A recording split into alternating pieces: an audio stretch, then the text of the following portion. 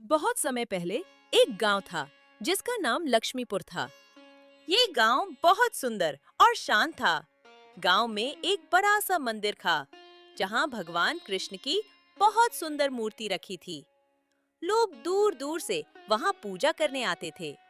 भगवान की मूर्ति पर चांदी और सोने के गहने चढ़ाए जाते थे जिनकी बहुत कीमत थी। इसी गांव में रामू नाम का एक युवक रहता था।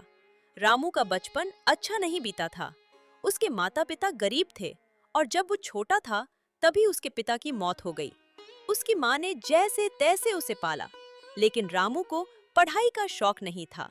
धीरे धीरे वो गलत संगत में पड़ गया और चोरी करने लगा। रामू को जल्दी पैसा कमाना था, इसलिए वह मेहनत करने के बजाय चोरी पर भरोसा करने लगा। शुरू में उसने छोटी मोटी चीजें चुराई, जैसे सब्जी, दूध या लोगों के घर से पैसे।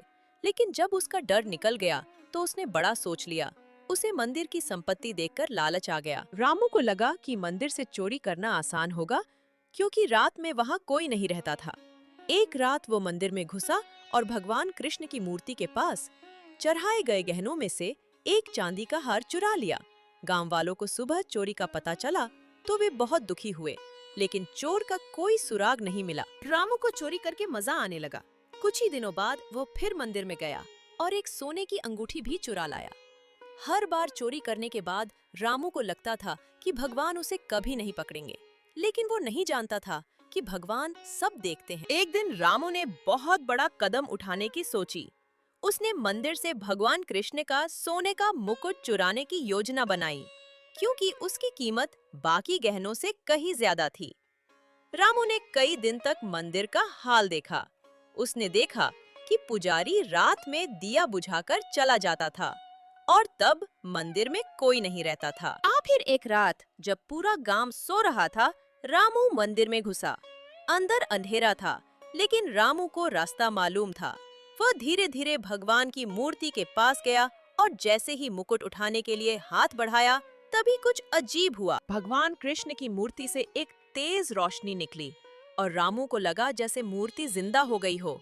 उसी पल एक गहरी आवाज गूंजी। रामू, तू बार बार मेरे गहने क्यों चुराता है?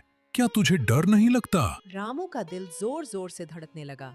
उसके हाथ से मुकुट गिर गया। वो घबराकर भगवान की मूर्ति के सामने गिर पड़ा। उसकी आंखों से आंसू बहने लगे। डरते डरते रामू बोला, भगवान, मुझे माफ कर दीजिए। मेरी माँ बहुत बीमार है। मेरे पास कोई काम नहीं है। चोरी के सिवा मुझे कोई रास्ता नहीं सूझा। मैं मजबूर था। भगवान ने बहुत दयालु स्वर में कहा, रामू, गरीबी कभी पाप नहीं होती, लेकिन चोरी पाप है। मेहनत करने वाला चाहे गरीब ही क्यों ना हो, उसका जीवन सुखी रहता है। तू ईमानदारी से काम करेगा तो मैं तेरा साथ दूंगा। रामू की आंखों में जैसे रोशनी आ गई। उसने भगवान से वादा किया कि वह अब कभी चोरी नहीं करेगा। उसने सब गहने वापस भगवान के चरणों में रख दिए और अपनी गलती के लिए क्षमा मांगी। सुबह जब पुजारी मंदिर आया तो उसने देखा कि रामू भगवान के सामने बैठा रो रहा था। पुजारी ने रामू से पूछा, बेटा, क्या हुआ? रामू ने सारी सच्चाई बता दी कि उसने ही चोरी की थी और अब पछता रहा है। पुजारी ने पहले तो गुस्से में उसे डांटा, लेकिन फिर उसकी हालत देखकर दया आ गई। उसने गांव वालों को बुलाया और सबको रामू की मजबूरी बताई। गांव के लोग भी सोचने लगे कि रामू ने सच कबूल कर लिया, इसका मतलब वह सुधरना चाहता है। उन्होंने मिलकर रामू को मंदिर में साफ सफाई और दियों की व्यवस्था का काम दे दिया। बदले में रामू को हर महीने कुछ पैसे मिलने लगे, जिससे वह अपनी बीमार माँ का इलाज करा सका। रामू ने पूरी मेहनत और ईमानदारी से काम किया। कुछ ही महीनों में उसकी माँ ठीक हो गई। गांव वालों ने भी उसे फिर से अपनाया। अब रामू को भगवान कृष्ण पर पूरा भरोसा था। वो रोज मंदिर में जाकर भगवान का धन्यवाद करता और सबको बताता, भगवान कभी किसी को भूखा नहीं मरने देते, बस हमें मेहनत करनी चाहिए। चोरी या गलत रास्ता कभी नहीं अपनाना चाहिए।